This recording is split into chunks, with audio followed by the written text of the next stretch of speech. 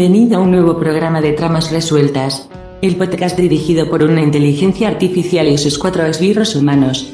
Hoy estarán en la cabina de mandos Mónica Rex. Buenas. Jordi T. Pardo.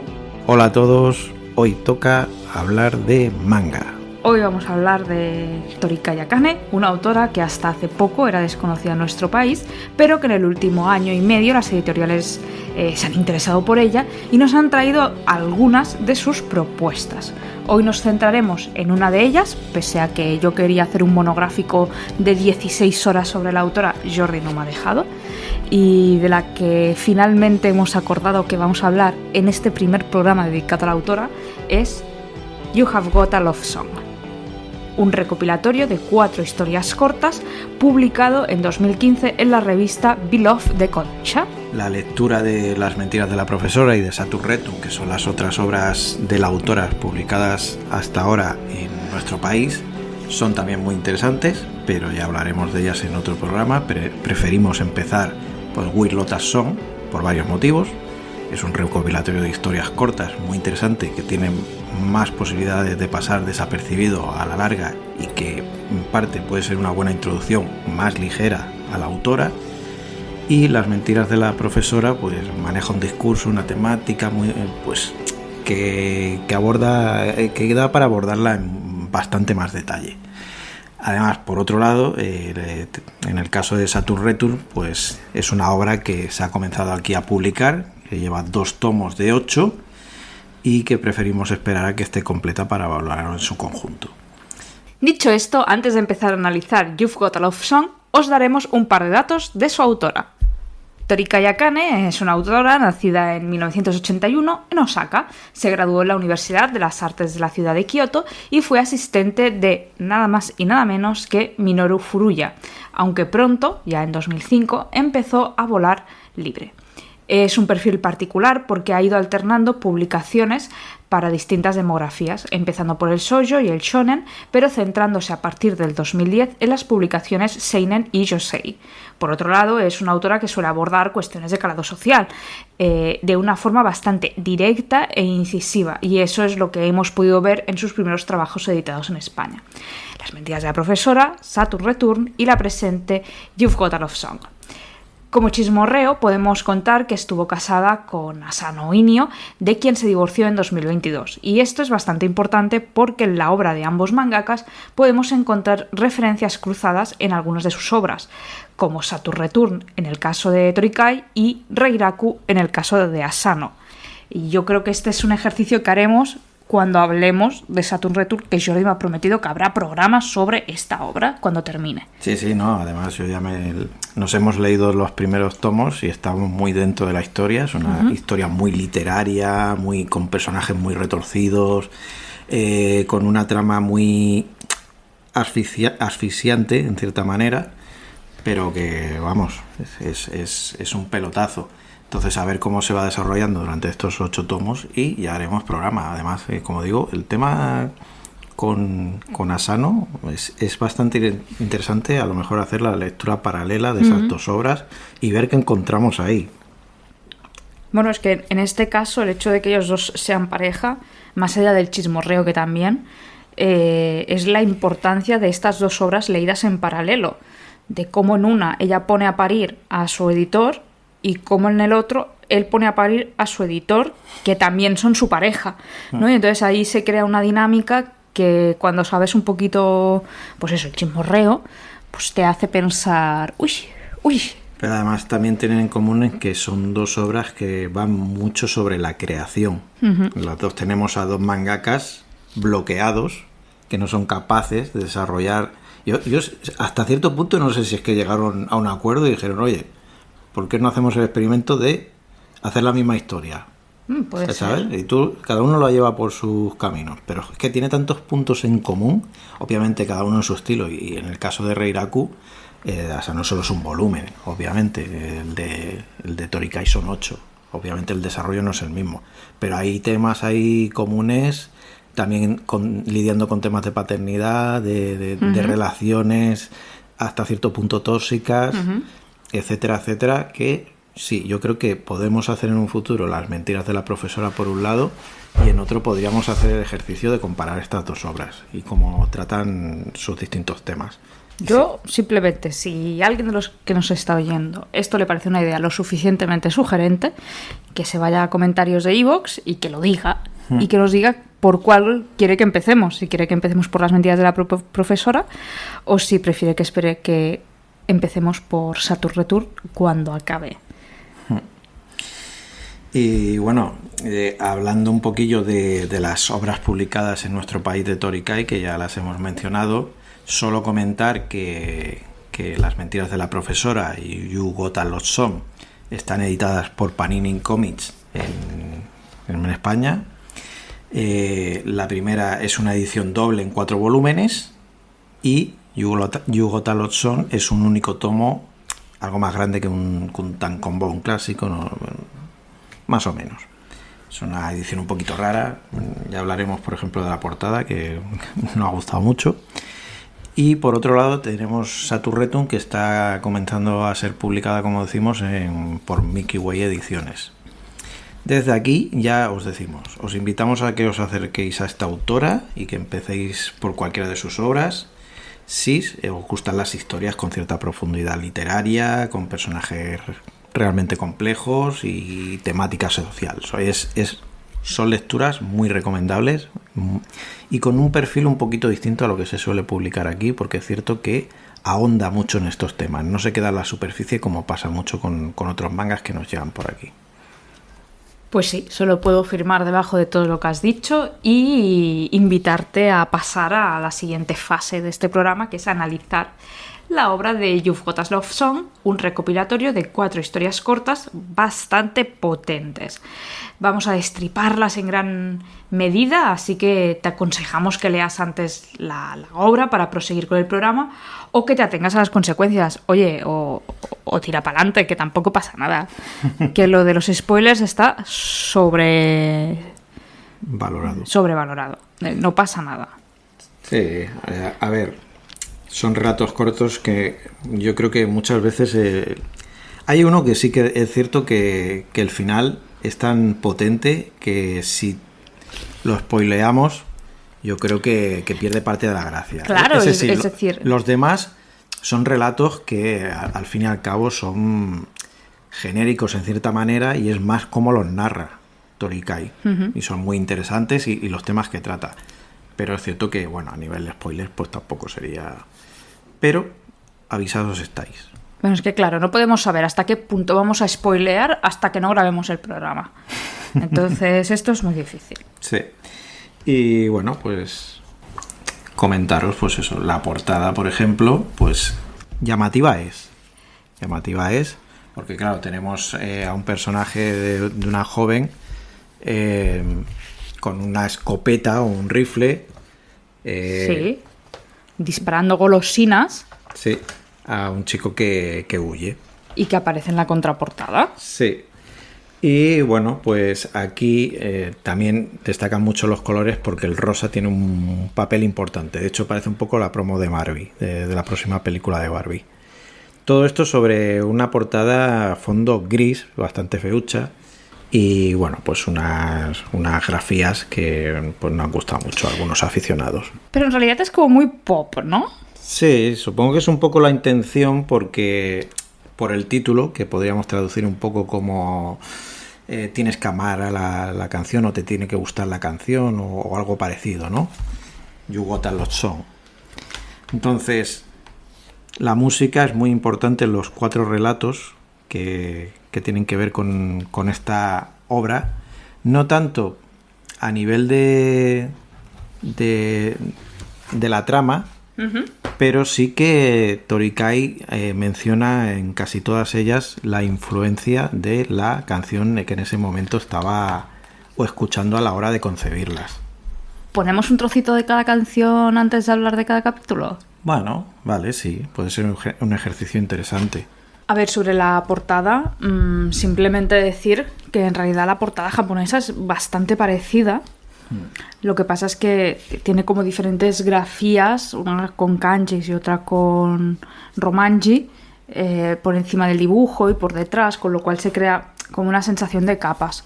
Yo creo que en realidad deberían haber dejado la portada tal cual la japonesa, porque tienes la letra, el título en romanji, en nuestro alfabeto, y el kanji por detrás, con lo cual ayuda como a crear volumen y a que la imagen sea un poquito más completa, ¿no? Y que no se vea tan desangelada.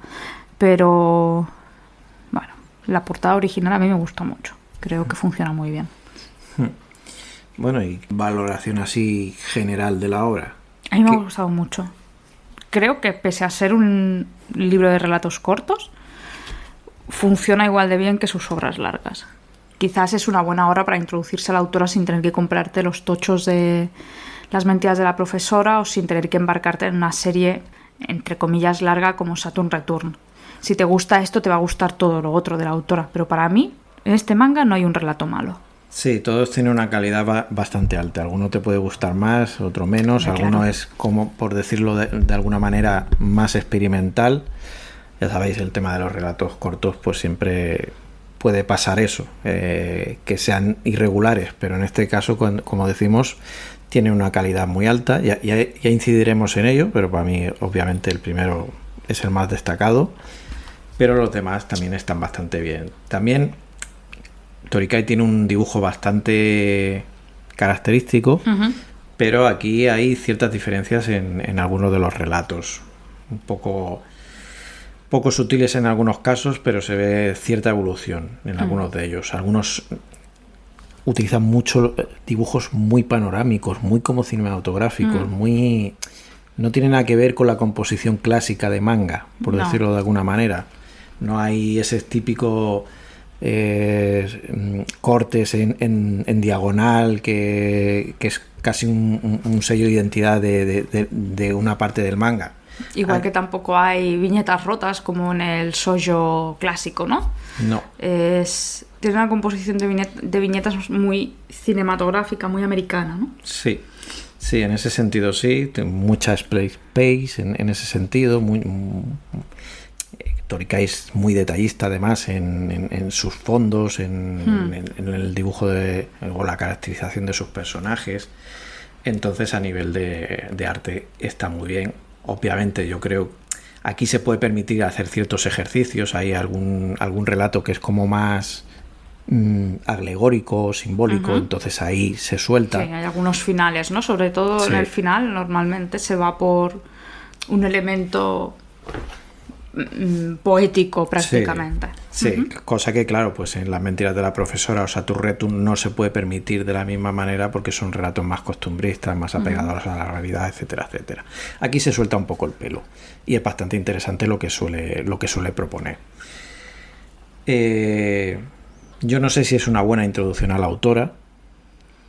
En parte creo que sí, porque es como dices, si esto te gusta, lo demás te va a flipar. Claro. Obviamente esto es como un aperitivo en ese sentido. Si te gustan los relatos cortos, desde luego tiene una calidad muy alta. ¿Te haces una idea de lo que te puede aportar Torikai, por ejemplo, en Saturn Return y Las mentiras de la profesora? Yo creo que sobre todo por el primer relato. Los demás a lo mejor son un poquito más engañosos, creo yo, porque, como decimos, después no tienen elementos fantásticos, no tienen ese tipo de alegoría poética, al menos lo que nos ha llegado aquí, ¿eh? A ver, yo creo que el primer relato bebe mucho de Las mentiras de la profesora. Podemos empezar a hablar de él, si quieres. Bueno, pero antes de eso, pero el de los cisnes a mí me recuerda mucho a Saturn Return. Entonces, estoy de acuerdo con lo que tú dices y probablemente tengas razón en el que el mejor relato es el primero, pero si te gustan algunos de los elementos que introduce en el resto de relatos, probablemente también te gustará. Pues vamos a desgranar un poquito más en Vamos detalle a por el primero. al primero, que se llama Sigo Viva, y que está inspirado, o al menos Torikai explica que mientras estaba on fire con este relato, la canción que le venía en todo momento y que estaba escuchando es Hey de los Pixies.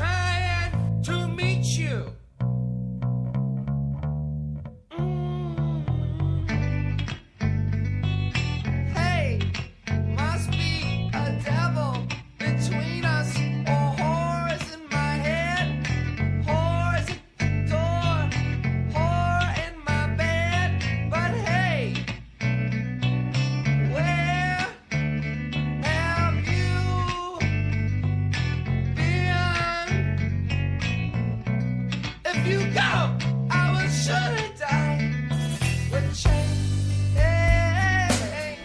La ponemos ahí de fondo y bueno, es una canción muy conocida.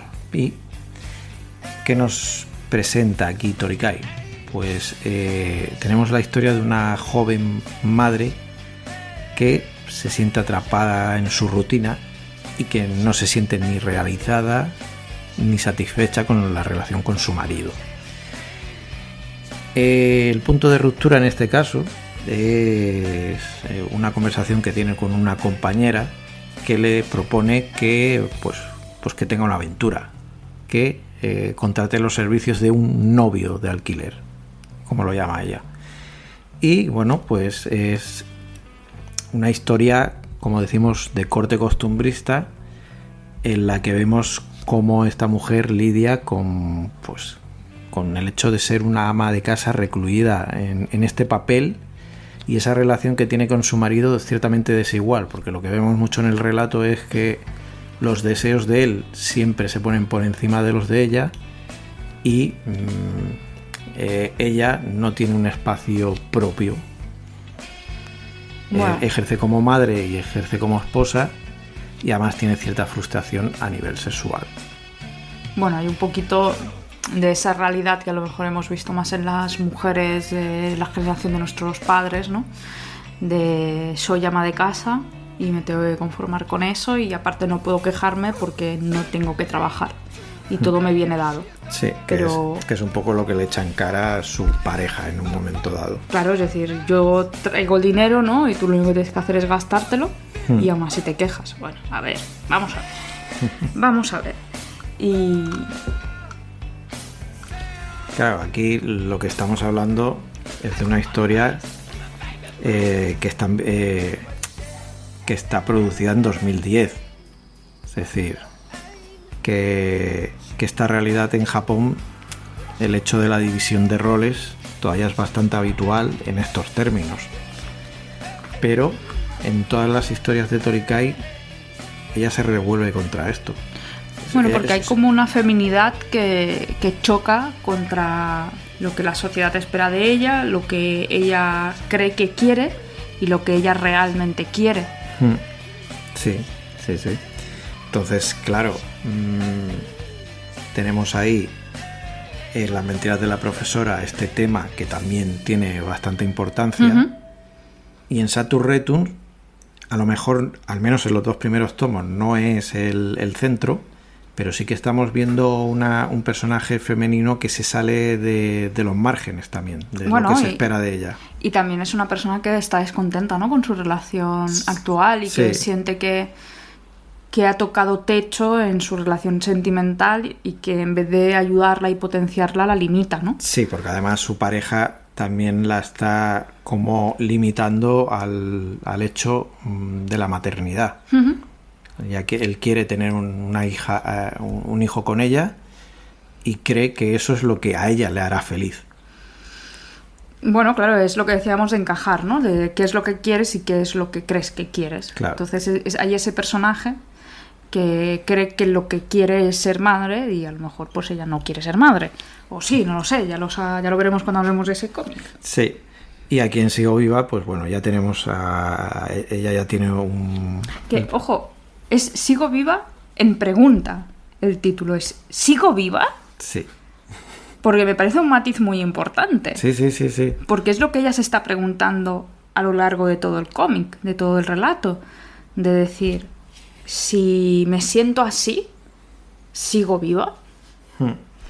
De hecho, lo que utiliza a lo largo del relato es un símil con un insecto que su hijo tiene atrapado en un bol con comida. Y el insecto se va muriendo poco a poco porque no reacciona, no. Entonces es todo una relación entre el personaje de la madre y ese insecto, que te puede remitir incluso a Kafka, y que, claro, el mensaje tal como te lo traslada Torikai es muy potente en ese sentido. El relato está muy bien llevado y pone muy bien el punto en los momentos claves que tiene con su marido en especial, y el por qué ella se siente así. Y después es cierto que es un relato de estos de, digamos, que no te cierra la historia. Te la deja un poco a tu interpretación. ¿Y tú cómo interpretas? Es difícil porque ella al final, como decimos, acepta el tener un novio de alquiler, no se siente cómoda realmente con ello, pero al final accede y en cierta manera lo disfruta, pero después se siente mal. Tampoco ha llenado ese vacío que a lo mejor ella creía que podía llenar de esa manera. Y tenemos pues unas escenas muy depresivas en ese sentido, que nos dejan ahí a interpretación de si ella podría tomar medidas más desesperadas en un momento dado. En plan, pues quitarse la vida. Yo es que no interpreto así el final. Para mí el final es que ella acepta que no puede ser libre y por lo tanto en esa metáfora visual en la que ella se está ahogando en una piscina, que eso no queda muy claro, la verdad, te tienes que leer el texto del final para entenderlo de la piscina, y yo creo que ella metafóricamente se ahoga en esa piscina porque claudica ante su falta de libertad y decide que prefiere ser una ama de casa y una madre sumisa antes que volver a tirarse a un novio de alquiler y sentirse mal y culpable. Claro, puede ir por ahí. Renuncia a su propia libertad. Lo que pasa es que, claro, es un contraste llamativo porque el hecho de que ella se lance al agua, normalmente en la narrativa sería para darte un mensaje de libertad. O al menos muchas veces ese es el tema, porque ella no se hunde. Si ella se hundiese en el agua, la idea que podríamos tomar es otra, obviamente. Claro, pero el bicho que ella tiene en el cubo ese que le va dando de comer y tal, está... Bueno, claro, tú lo dices porque al final saca la cabeza, ¿no? Claro, respira. Respira. Porque debajo del agua no se puede respirar, pero fuera del agua sí. Claro, entonces es... complejo. Es que claro, en la literatura occidental, el agua, ¿no? es la típica metáfora de la muerte. O de renovación. Bueno, claro, es que es cierto que eso pasa, ¿no? Que hay en las típicas escenas en las que el personaje entra en el agua y hay una renovación, una revelación, un rollo cristiano de... Puede estar relacionado por la muerte, pero normalmente es un acto de renovación o de traspaso a otra realidad. Normalmente, no siempre, obviamente, hablamos a nivel simbólico. Claro, pero yo pienso, ¿no?, en esos análisis de poesía de bachillerato con Manrique, que las aguas eran el gran símbolo de la muerte, pero sí que es cierto que a lo mejor en el campo audiovisual, sobre todo que nos viene de Estados Unidos, muchas veces el agua se utiliza como metáfora del renacimiento. Claro, aquí, con rollos muy cristianos siempre, ¿eh? Aquí tendríamos que ver qué concepto, cómo se maneja habitualmente el agua como metáfora en las historias en Japón. Porque claro, si nos vamos a las películas de terror clásicas, Darkwater ahí, Japón, a tope. The Ring, la presencia del agua está ahí y no es precisamente alentador. Oye, algún día pero está conectado con la muerte, como claro, decías. Y con el renacimiento, en realidad con las dos. Sí. Lo que pasa es que es más retorcido. Oye, algún día tendríamos que hacer un programa sobre todas las pelis esas de J-horror, que yo he visto absolutamente todas, que me flipan, me encantan y me maravillan. Sí, no, fue todo un fenómeno. Es cierto que a día de hoy terror japonés ya no nos llega, pero en su momento fue todo un boom. También pasó un poquito con el terror español, que hubo un boom de películas de terror con bastante potentes en su momento, pero que ahora ahora estamos con los thrillers. Sí. Bueno, pues yo creo que podemos pasar a la siguiente, ¿no? Porque nos hemos encallado aquí en la primera a darle vueltas a la metáfora del agua. Sí. Que... Bueno, aquí solo como detalle, me gustaría comentar que en este relato los personajes supuestamente en el original hablan en un dialecto de Kioto, que se localiza en la zona de Kansai. Entonces, supuestamente tienen una manera de hablar particular. Pero claro, esto nosotros en la traducción lo perdemos totalmente. No creo que haya manera de trasladarlo. Lo digo porque, claro, no sabemos si podría haber asociado algún tipo de juego de palabras en ese sentido. Yo en este punto lo único que agradezco es que no hayan hecho la cutrez de traducirlo en plan con acento andaluz, con acento vasco, con acento de Salamanca, No, eso no. con acento catalán. Eso Esas cutreces ya no se hacen, ¿no? Eso en el manga, bueno, del manga yo de hecho creo que no lo he visto nunca, pero... Bueno, pero en peli sí que lo hemos visto. Sí, sí. Pues el segundo relato tiene por nombre La chica que quería escaparse de casa, y la canción que va asociada a ella es Lede Musume de Kuruli. Aunque es cierto que Torikai dice que después esta es la canción que le dio la idea para el relato, pero que mientras estaba con el relato la canción que estaba escuchando en todo momento es Umbrella de Rihanna, que está ya, pues la conocéis todo, pero vamos a poner la de Lede Musume a ver cómo suena.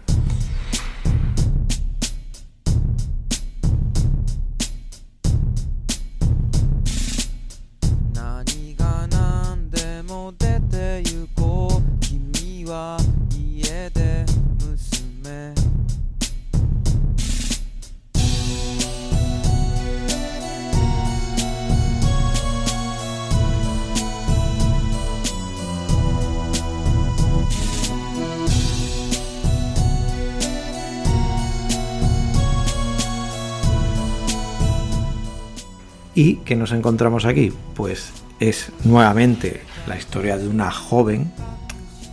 Obviamente la mayoría de todos los protagonistas de Torikai son mujeres en un punto determinado de su vida. Y aquí tenemos a una joven estudiante llamada Mikami, que se encuentra en una parada de autobús con un compañero de clase llamado Oshikawa, que a su vez es el novio de una amiga suya. Que no aparece en el relato. No aparece, aunque aparece a través de flashback. Uh-huh. Ella recuerda mucho cómo la relación que tiene su amiga con este chico. Y para ella es como el novio perfecto. Uh-huh. Porque la trata muy bien, le hace regalos, no sé qué, no sé cuánto. El caso es que el chico parece como que está huyendo de casa. Porque lleva una mochila bastante cargada como para ir a pasar el día a Kioto, como dice. Y en un momento dado pues incluso llegan a decir de huir juntos. Entonces básicamente la historia es una conversación en una parada de bus, con toques en algún momento existencialistas y tal, combinados con cosas como muy costumbristas, como hablar de un estofado o de la familia. Entonces es una obra que yo exactamente no sé qué quería decir Torikai en este caso, o si quería realmente decirnos algo. Yo creo que la clave es que Oshikawa está huyendo de su novia. No está huyendo de sus padres que lo tratan mal o de un conflicto en el instituto. Está huyendo del único elemento que nos explican de él, que es su novia. Él no es feliz en esa relación. Sí, puede ser. Y en vez de enfrentarlo, coge y se pira. Sí, puede ser el contraste de lo que el personaje de ella se imagina que es la relación que este chico tiene con su novia en comparación a la realidad, que no es tan maravillosa como a lo mejor lo que tú te imaginas desde fuera. Entonces es un juego de apariencias. Exacto, un juego de apariencias, tú lo has dicho. Y ella se ha enamorado de la apariencia que transmite este chico.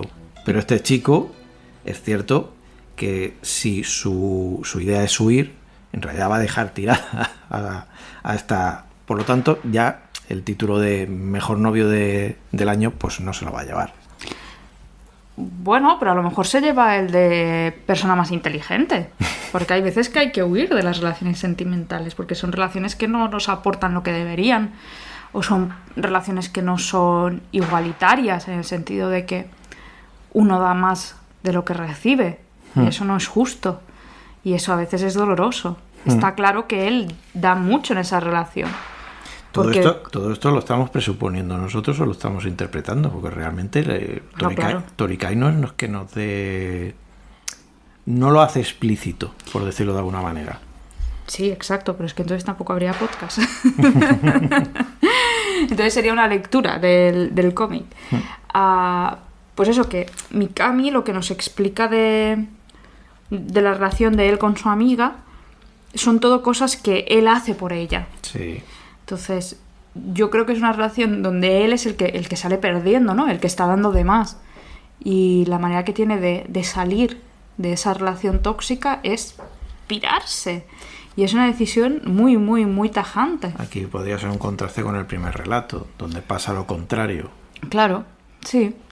Al final, Torikai, todas sus historias giran sobre relaciones humanas y sobre la desigualdad que se produce en ellas y los problemas añadidos que surgen de la convivencia, de pues las expectativas que depositamos en las personas, muchas veces injustas, la manera en que queremos, en que sentimos o cómo negamos ciertos sentimientos. Entonces todo eso siempre está en las historias de Torikai y está mucho en estos relatos. También está mucho en las mentiras de la profesora, ¿no? Sí. El rollo de la desigualdad entre personas, Sí. y un poco incluso el sentimiento de siempre va a ser desigual, pero Sí. pese a eso podemos encontrar un equilibrio. Y además lo interesante de Torikai es que, sobre todo lo veréis en las mentiras de las profesoras, pero son obras que se podría decir que tienen un corte feminista bastante evidente, pero que entienden el feminismo de una forma para nada excluyente. Quiero decir, que ven, por ejemplo, el problema del machismo como algo que afecta tanto a hombres a mujeres. Y entonces se molesta mucho en caracterizar y de una forma para nada maniquea tanto a los personajes Femeninos como masculinos. y además Sí, sí. con aristas muy interesantes, porque por ejemplo, ya lo veremos, pero las protagonistas de Las mentiras de la profesora y de Saturn Return no son precisamente un dechado de virtudes. No son solo eso, tienen sus virtudes pero también sus defectos, y los matices y todo lo que dan de sí es muy potente, y eso en pequeñas píldoras los tenemos aquí en los relatos. Lo que yo no sé en este relato, cómo interpretas tú el tema de ella y la relación que tiene con su madre, de la que apenas tampoco sabemos nada. Que su madre lo que nos dice básicamente, de su madre lo que nos dice básicamente el personaje es que siempre intenta como manipularla para que esté en casa pronto. Entonces, claro, por eso ella también se plantea en un momento dado lo de huir. Bueno, no solamente lo de estar en casa pronto, sino lo de que se está acercando la época universitaria y marchará de casa, ¿no? Y que está como evitando que marche de casa. Para mí eso es un poco una metáfora del matrimonio, ¿no? Y de la familia. En una autora como Torikai, a lo mejor en otra autora no te diría esto, pero en ella, que el tema del rol de la mujer en su etapa adulta es tan importante. Yo creo que es una madre que está como intentando protegerla de ese futuro oscuro, complejo para una mujer. De ese futuro en el que va a tener que elegir entre tener una vida profesional o ser ama de casa, y de acabar en una relación que no le haga feliz y tenga que contratar un novio de alquiler, ¿no? O que... Ahí es interesante porque, claro, si ahora nos vamos al final del relato, el relato acaba con que ellos, en realidad, los dos jóvenes hacen la promesa de que van a ir, entre comillas, a pasar el día a Kioto, pero se sobreentiende como que van a huir juntos. Sí, exacto. Entonces, cuando van a subir al autobús, él la empuja para que no entre. Claro. Y él se va en el autobús mientras ella se queda tirada allí en la nieve, porque la nieve tiene un papel bastante importante en este relato, y es muy llamativo, porque claro, si lo sumamos a lo que tú estás contando sobre la madre que tiene unas expectativas sobre la hija, de que siga, digamos, pues lo que sería el modelo tradicional. Bueno, yo no me refiero a que siga el modelo tradicional, sino todo lo contrario. Mientras estés en mi casa y permanezcas en mi protección, no tendrás que estar protegida por un hombre y no vas a depender de él. Claro. Pero tampoco vas a tener que tomar la decisión de trabajar y que con 30 años ya te estén diciendo que se te pasa el arroz y que no eres una mujer válida porque no estás casada ni tienes hijos. yo voy por ahí. Y lo que tú dices, sigue encajando con lo que yo decía. Cuando él la tira fuera del autobús, en el fondo lo que está haciendo es ayudar a esa protección. Sí. Es decir, es que si te vienes conmigo, vas a acabar siendo lo que la sociedad te espera de ti. Y mientras estés en casa de tu madre, que es una pesada que solo quiere que vayas a cenar a casa, podrás seguir teniendo la opción de elegir y seguirás siendo libre, que es un poco también de lo que iba el primer relato. Sí.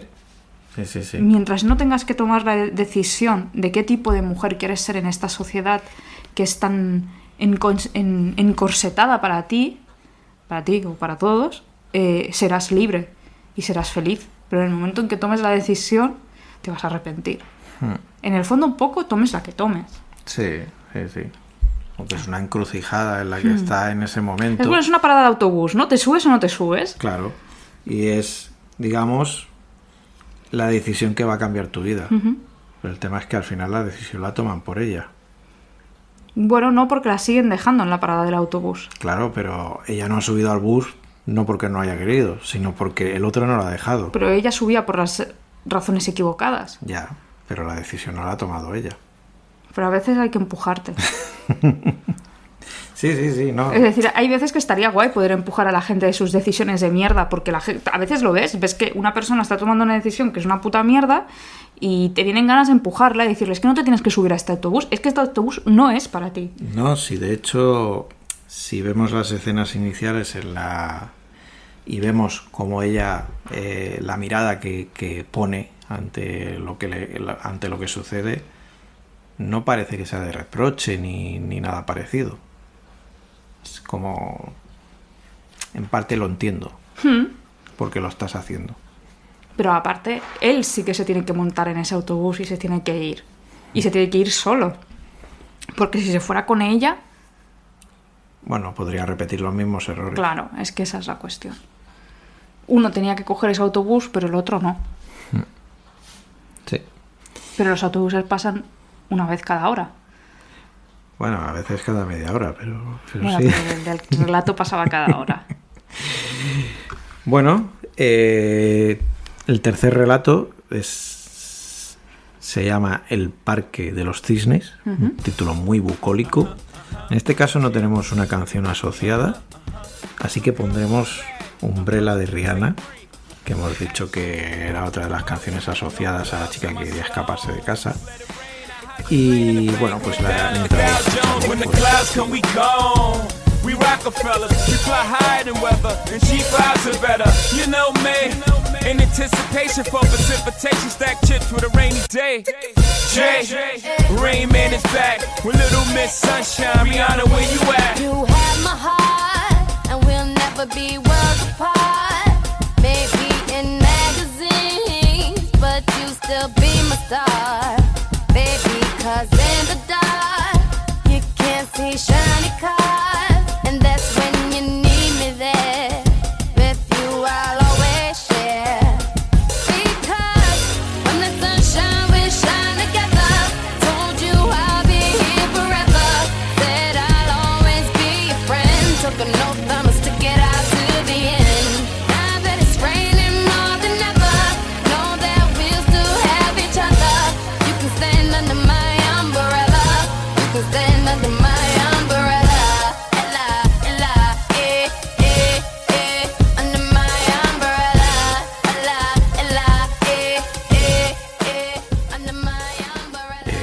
En este caso tenemos la historia de una pareja que queda en un parque lleno de cisnes. Esto no es aleatorio porque el personaje principal se compara en todo momento con un cisne y se utiliza mucho la metáfora que nos remite al cuento del patito feo. Entonces esta pareja queda para hablar de su relación. Para situarnos, él tuvo una relación con ella quedó embarazada, él estaba casado, no podían estar juntos, la dejó tirada. Historia clásica en ese sentido. De hecho, tanto como el primer relato sigue siendo una historia base. En este caso, Tori-Kai no se mata en eso. Pero como decimos, es cómo interpreta o cómo narra estas historias. Entonces, Aquí es muy interesante porque habla de la belleza de la mujer como un valor, habla de maternidad y sobre todo el final es bastante impactante. Te deja choqueado. A mí es el que más me gusta, también te lo digo, ¿eh? Y te lo dije desde el primer momento que me acabé de leer el manga, que fue como, tío, el de los cisnes es brutal. Claro, porque cuando quedan, ella todavía está embarazada, supuestamente. Ella tiene barriguita. Tiene barriguita y entonces la conversación discurre por, bueno, es una conversación bastante cordial hasta cierto punto. Bueno, claro, es que, perdona, pero claro, lo has explicado demasiado bien. Porque eso tú lo descubres a través de su conversación. Sí. No es que el relato te lo muestre. No. Sino que son dos personas, una de ella embarazada, que se encuentran en un parque de cisnes y empiezan a hablar de su relación. Y su relación es eso, pues es una... Ella era la amante de él, la dejó embarazada y una vez la dejó embarazada pues se fue con su mujer. No se atrevió a dar el paso de abandonar a su mujer o la razón que sea. Que cuidado, él no quería dejarla embarazada. Esto se remarca en un momento dado porque hay una frase textual en un flashback la que le dice que no le pega ser madre porque es demasiado hermosa. Entonces, claro, ya, pero... es el interés que él tenía, lo que te deja claro que para él esa relación no tenía el mismo valor que le estaba dando ella. Realmente hay una cosa, es muy fácil no dejar embarazada a alguien, ¿eh? Sí. Es tremendamente fácil. Lo difícil es dejar preñada a alguien. Sí. No sé. Que es como, no quiero dejarte embarazada, pero... Solo me interesas para un polvete porque estás buena, pero... Entonces es una relación, se entiende que ellos eran compañeros de trabajo y ella era un poquito el patito feo, o así la describen. Y entonces él la ayudó como a encontrar su yo más hermoso. Le quitó las gafas, le cortó el pelo y le puso maquillaje. Así que tampoco... Básicamente, lo que pasa en todas ese tipo de películas. Y claro, la conversación, hay un punto en el que adquiere un carácter un poquito más sórdido. Claro. También hablan mucho de la esposa de él, sí, que en un momento descubre lo que ha pasado y ella explica que ella intentó agredirla. Y ella reflexiona que solo intentó agredirla a ella. Ah, bueno, pero a mí ese es un tema. Sí. A mí ese tema siempre me causa mucha indignación. Y ella dice, es algo que no entiendo. Claro. Es que eso nunca ha tenido ningún sentido. Porque si tú estás ofendida porque tu pareja te ha sido infiel, ¿vale? A quien tienes que recriminárselo es a tu pareja, no al amante. ¿Qué culpa tiene el amante? Claro, es un deje machista que aquí Torikai pone de manera, entre comillas, muy sutil y que, claro, obviamente a ti te hace pensar el absurdo de esa situación en el que tú sigas manteniendo tu relación con tu marido que te ha engañado sin ningún problema, pero a una persona que no conoces de nada y que por lo que sabemos incluso no podría no saber que él es una persona casada, le intentas agredir o le echas la culpa. Es una manera de mantener, digamos, el status quo en tu casa, teniendo presente de que es una persona que te ha engañado, que esa relación no va a ir a mejor en ese sentido.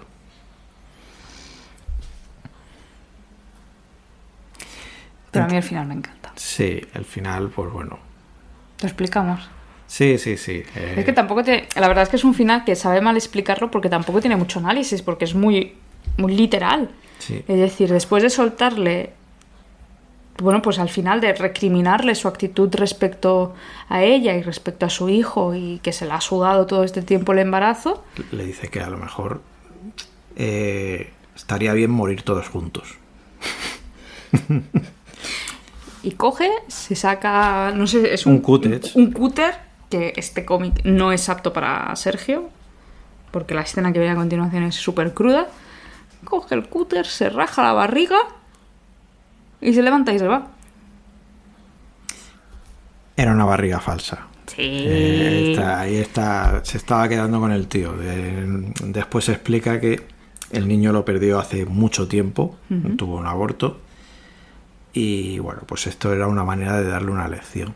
De vengarse, ¿no? De vengarse de su actitud, ¿no? Porque al final tú puedes tener una relación extramatrimonial, tú puedes portarte mal con tus parejas sexuales, pero tío, saber que tienes un hijo por ahí y ni preocuparte, me parece incluso peor que todo lo de antes. Vuelve a ser otra vez tratar el tema de la maternidad, que no se acaba de ver necesariamente como algo positivo en las historias de Torikai.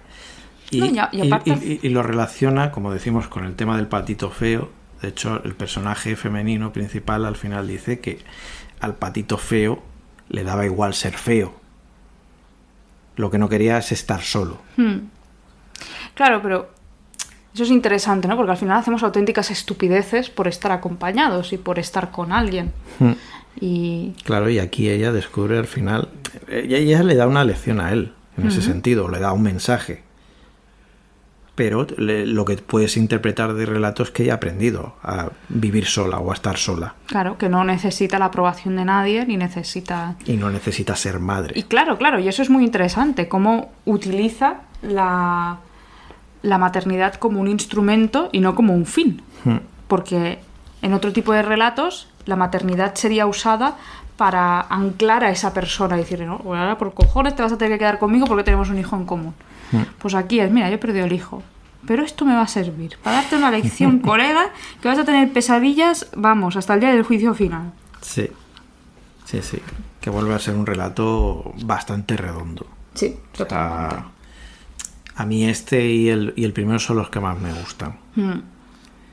Me parecen los más potentes a nivel de mensaje. Y bueno, después tenemos, para cerrar, el que da título a la obra, You Got a Lot Song, que en este caso hace referencia o se inspira en la canción Love Me Tender de Tokyo Karan Koron.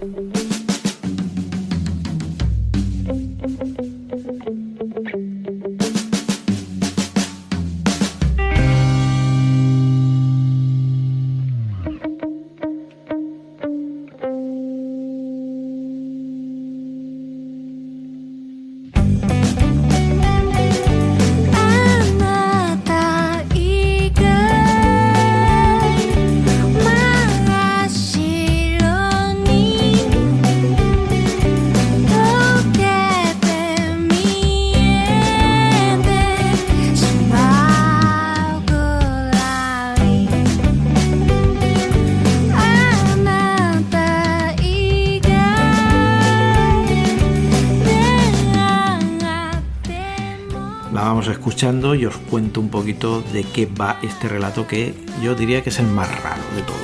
Sí, estoy de acuerdo, es el más raro. Pues aquí tenemos a un joven que acude a una cita con una joven a la que había hecho una promesa en su día. Os pongo en situación. Hace unos años,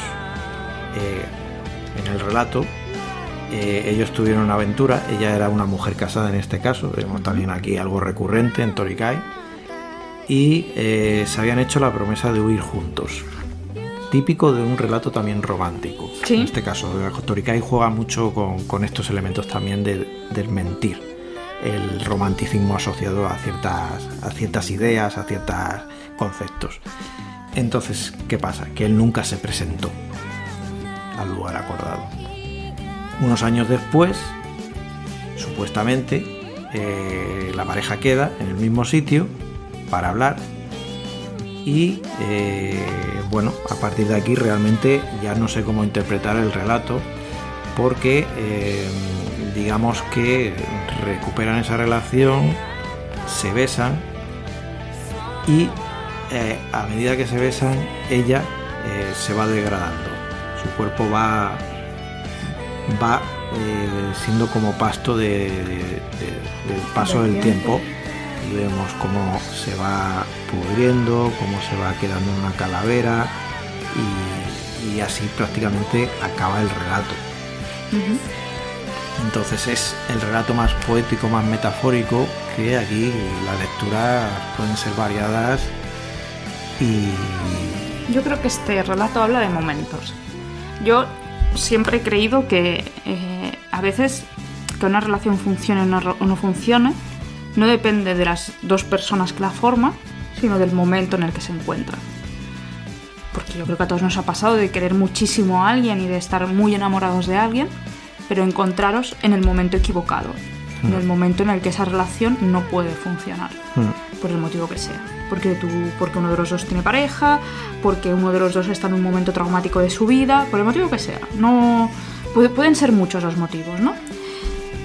Y yo creo que estos dos personajes, en origen, se encuentran en el momento equivocado, porque ella está casada y pese a que ella decide huir, porque ella le espera para marchar juntos, él no está en el momento de hacerle hacer esto o de implicarse de esa forma con una persona, da igual el motivo. La cuestión es que años después se reencuentran y entonces sí que es el momento. Y en ese instante, ¿no? En esa segunda cita en la que ella ya es más, ellos dos son más mayores y él le dice: tienes el cabello dorado, se te ve más mayor, eres más adulta. Entonces también hablan, ¿no? de que ella ahora no tiene marido, es decir, ahora sí que es el momento. Y ese momento, dice, al principio del beso, dice que bueno, la luz dorada del atardecer lo engulló todo, que él decía, ¿no? Al principio del relato que lo que más le gusta es el atardecer, y van hablando, ¿no? De que durante 15 segundos el atardecer lo tiñó todo, es decir, todo era perfecto, todo era bonito, él estaba completo, pero al segundo, a los 15 segundos, a los 86.000 segundos, a los infinitos segundos, que es el tiempo en el que se va degradando el cuerpo de ella, para mí es una metáfora del amor eterno. Es decir, ahora que nos hemos encontrado por segunda vez, ahora es el momento y este momento puede ser eterno. Porque ahora sí que somos el uno para el otro. Y eso significa que voy a verte morir. Yo ¿No estás de acuerdo? No lo interpreto exactamente así. A ver, Para mí me va ligado mucho un poco a lo que has comentado, que se podría resumir en los latinajos de Carpe Diem y Tempus Fugit. Entonces, él, lo que vemos al principio del relato es que se arrepiente de la decisión que tomó en su día. Y todo lo demás para mí es una ensoñación de él. Y lo que te viene a decir el relato es que por mucho que te arrepientas, eso no vas a poder cambiarlo. Y bueno, pues que el momento pasó. Que esa relación ya no es viable. Ese momento murió. Por lo tanto, él está soñando, está pensando, está fantaseando con algo que no es posible. Uf, de manera tan diferente de interpretarlo, ¿eh? Es que si no hay cosas que no me encajan, como que el hecho de... Si fuera como tú dices, yo entendería que los dos se degradasen. Pero solo le pasa a ella. Por lo tanto, entiendo que ella es la que no existe en este caso. Él la echa de menos, él se arrepiente de lo que hizo, pero lo que hizo, lo hizo y ya no puede cambiarlo. Pues... no sé, me estás convenciendo, Jordi, me estás convenciendo. Además, teniendo en cuenta que Torikai suele tener una visión bastante pesimista, o al menos sus finales felices, incluso cuando son felices, son bastante complejos, me encaja más que el supuesto final feliz que tú me comentas, que creo que es una interpretación que se puede hacer igualmente, pero... No sé, Jordi, yo creo que te tengo que dar la razón, porque aparte si esto lo ligamos con la letra de Love Me Tender, que es que creo que no hay ninguna duda. El final de la canción dice: cuando por fin mis sueños se hagan realidad, querida, lo sé, la felicidad te seguirá a donde tú vayas. Me da rabia tener que darte la razón. Bueno, a ver. Alguna vez tenía que pasar. Pero no te acostumbres, ¿eh? No, a ver. Lo potente de los relatos que nos pone aquí Torikai es que son sujetos a interpretación. Parecen de factura o de historia, de base, parecen como muy sencillos. Pero en realidad son bastante mecanismos bastante más complejos de lo que parecen. Sí, y que requieren de que el lector ponga de su parte. Y claro, yo creo que también depende del bagaje de cada uno. Seguramente yo muchas lecturas de estos relatos, o incluso a veces cuando hemos comentado de las mentiras de la profesora, no los haría o no los podría hacer de una forma tan incisiva por el simple hecho de que no soy mujer. Y hay una parte que obviamente me pierdo. Y me ha pasado, hay matices que en las obras de Torikai me has hecho ver tú, en ese sentido.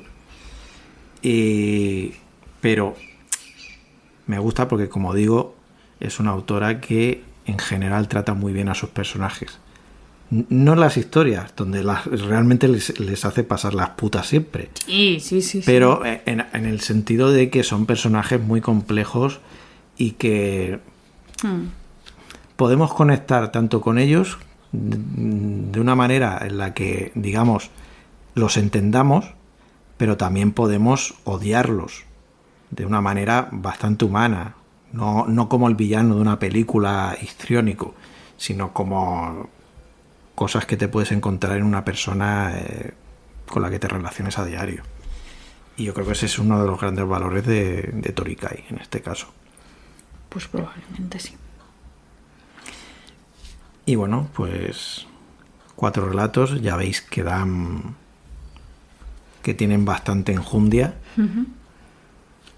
Si los leéis podréis sacar vuestras propias conclusiones, pero ya os digo que si esto nos ha dado para cerca de un podcast de 1 hora, imaginad las mentiras de la profesora Saturn Return, que ya os digo que obviamente están a otro nivel, porque el desarrollo es otro. Así que os emplazamos a esos futuros podcasts. Si este os ha gustado, dedicaremos en su momento uno a las mentiras de la profesora y cuando se acabe de publicar en nuestro país, pues a Saturn Return, con esa posible comparación con el Reiraku de Asano. Y nada, creo que no nos queda nada por comentar sobre esta obra. Pues no, yo creo que hemos sacado bastante jugo. Creo que hemos podido analizar de forma interesante los diferentes capítulos. Y bueno, pues simplemente eso, animar a la gente a acercarse a esta autora, que creo que es uno de los grandes nombres que se están editando en la actualidad, una autora súper interesante, que a cualquier persona que le guste el manga en concreto y el cómic en general, pues debería acercarse, darle un tiento y darle una oportunidad, porque va a encontrar algo que le va a gustar. Así que, pues nada, Jordi, nos vemos en el próximo programa de Tramas Resueltas. Perfecto, nos vemos allí. Adiós. Hasta luego. Chao. Bacalao.